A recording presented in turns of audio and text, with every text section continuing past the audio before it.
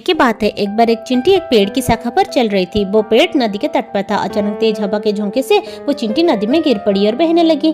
चींटी ने बचने का प्रयास किया लेकिन असफल रही। अब वो सहायता के लिए इधर उधर देखने लगी। उस चींटी की सहायता के लिए उस पेड़ पर बैठी चिड़िया ने देख लिया। उस चिड़िया ने तुरंत ही पेड़ की डाल से एक पत्ता तोड़ा और उस पानी में फेंक दिया।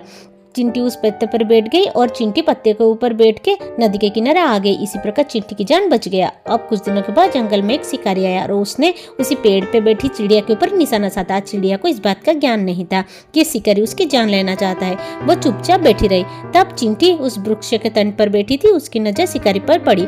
उसने देखा कि उसकी प्राणों की रक्षा करने वाली चिड़िया की जान अब संकट में है। वो शिकारी के पास गया और उसकी बाहों तक चढ़ गई। अब उसने उसकी बाहों तक जोर से डंक मारा। इसी प्रकार शिकारी का निशाना चूक गया और तीर दूसरे पत्तों पर जा टकरा।